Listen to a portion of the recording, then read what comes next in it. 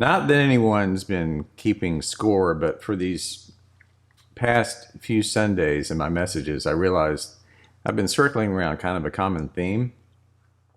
It's the idea of where is home and how do we find it? What's our true identity?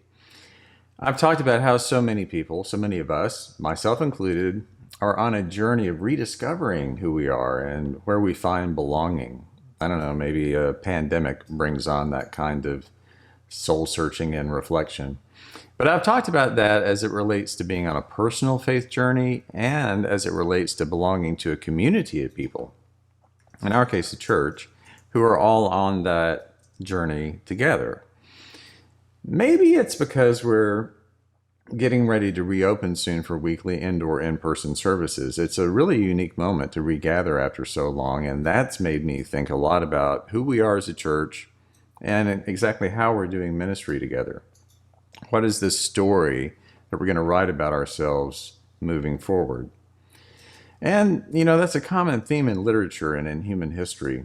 The story that bound together the ancient Hebrews was all about their exodus from bondage in Egypt and their 40-year journey through the wilderness until they reached their promised land.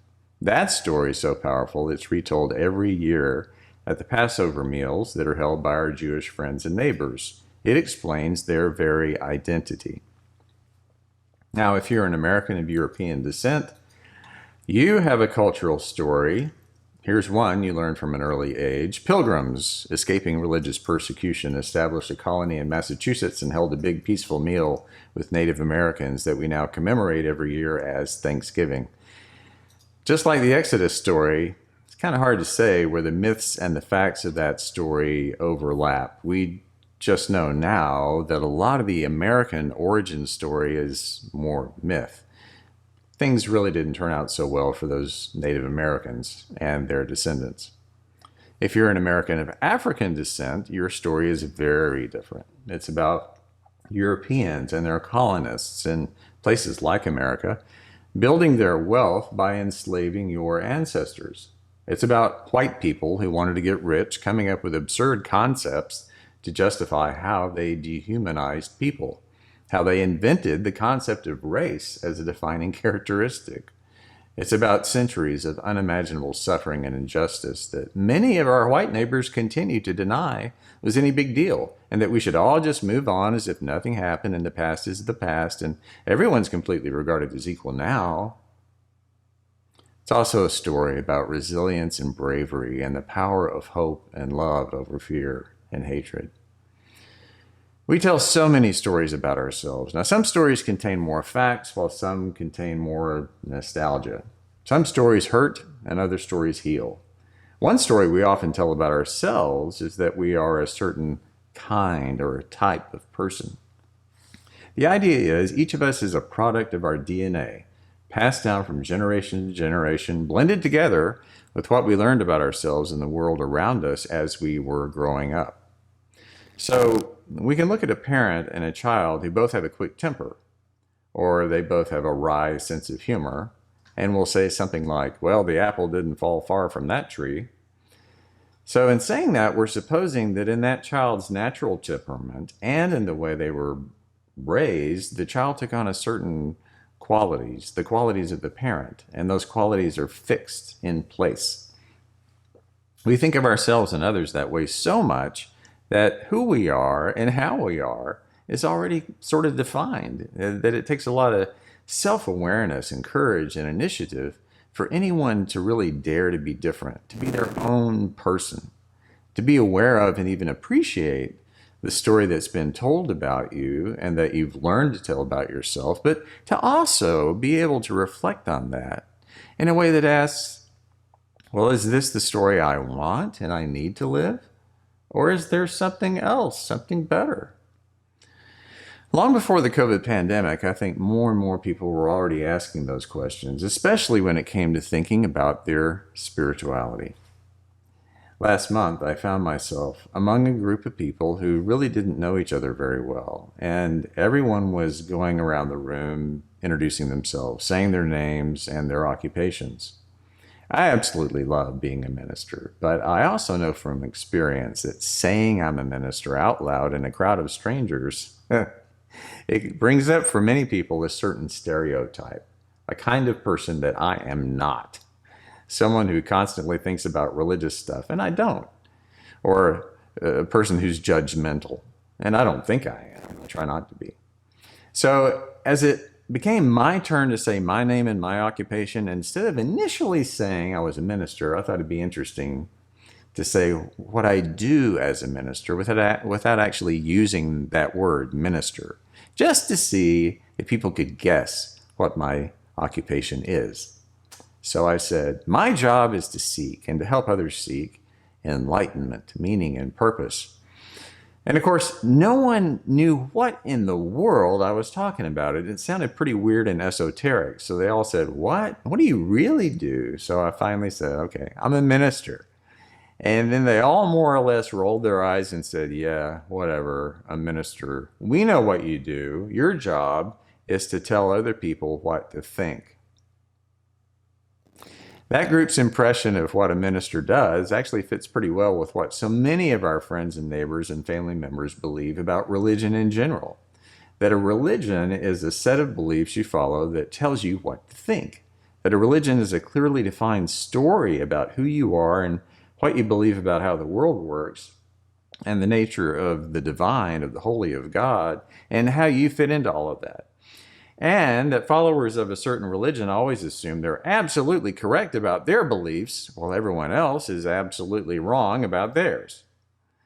So if that's a common way of thinking about religion, if that's the story people tell about Christianity, it shouldn't be a surprise to any of us that quite a few people are questioning that, doubting that, and rejecting that. Because they don't want to be told what to do. They want and they need to discover their own story. I mentioned that people were already doing that in droves before COVID, that all kinds of surveys consistently point out that fewer and fewer people define themselves as belonging to any faith tradition. And that trend has been growing exponentially for decades. The really interesting thing is, though, the vast majority of the very same people who say they don't belong to any religion, they also consider themselves to be quite spiritual. So what's happening here? Well, they're writing their own story about themselves beyond any traditional religious label. Now, we still won't know for a while, and we may never know what the full impact of the pandemic experience will be, but COVID raised some serious existential questions. Obvious questions like, are we going to survive this? But also, can we trust each other? Can we count on each other? Can we trust institutions to tell us the truth and to keep us safe? What does it mean to be responsible for the health and even the life or death of someone I might not even know or ever meet? Those are hardcore things to think about that just didn't come up very often before in casual conversations before COVID hit. What I've seen thus far is that while many people we know have been and are living out a story about themselves that comes from a place of fear and insecurity and impatience and self-interest, many others have been living out a story of hope and generosity and trust and self-giving. And what's truly fascinating for me has been to see that there are no clear boundaries among those folks that has anything to do with whether they're religious people in a traditional sense or not. In fact, some of the people, in my view, who have been behaving in the most selfish and uncaring ways during the pandemic have been those who claim to be the most religious. It's really weird. But what I've also seen is a lot of folks faced with those big questions, maybe for the first time in their lives, really thinking deeply about who they are and what their relationship is and what their responsibilities are to their neighbors. They're reconsidering the stories they tell about themselves. They're redefining themselves. And whether they're aware of it or not, they are asking profoundly spiritual questions. Now, one way to think about the Bible is not to see it as some kind of answer book, but as a collection of stories, a treasure trove of stories, really, that seek to describe and redefine what it means to be a human being in relationship to each other, what our responsibilities are to our neighbors, and how we encounter the divine in this life. And in hearing those stories, not as dusty old morality tales, but as stories about everyday people just like you and me, trying their best to figure things out, we can hear the echoes of the same questions we ask ourselves every day. Questions like, are we going to survive this? Can we trust each other? Can we count on each other? I was serious about saying to that group of people that my occupation is to seek and to help others seek enlightenment, meaning, and purpose. And maybe the most important piece of that is the admission that I am still seeking those things for myself. The notion that a minister or anybody else has all the answers to life down cold is really rather silly and presumptuous. So the way I understand my job is not that I'm some all-knowing guru, but that I'm a traveling companion. And on my journey, I've learned to draw from a lot of stories to figure out and redefine who I am and who we all can be and what we can be doing individually and as a group. But the most important thing for any of us is to simply be our authentic selves, to be real, and to know that being authentic is not a static thing, but that we're all works in progress, and to know that asking questions along the way because we're sometimes completely stumped by life, that's just par for the course. Just as the world changes all around us, we change too. We age, we go through stages. When I was on vacation last month, I spent time with my adult children, and it was remarkable to reflect on how I lived my daily life back when they were little kids compared to now. You could almost say that I'm a different person today than I was way back when. I was still me, and there's a continuum, but wow, things were really different then. And we can all say that about ourselves. Our stories evolve. We constantly redefine who we are. Now, of course, one of the things people often say they like most about having faith and going to church is that it can feel that in the midst of all the crazy stuff and changes taking place around us constantly, our religious beliefs and our traditions and the ways we are a church is a constant. It's a source of comfort. They'll say that our faith, our church, is a story. It's something that you can count on. And I can truly appreciate that.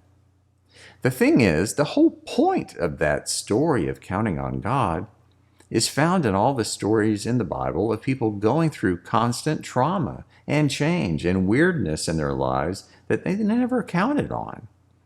It's found in people being works in progress and waking up to their meaning and purpose by loving your neighbor as yourself and dealing with others as you wish to be dealt with. It's found in the daily task of figuring out who we are by giving ourselves away in love. That is how we tell the ever-changing, authentic story that defines us. And it's how we rediscover God.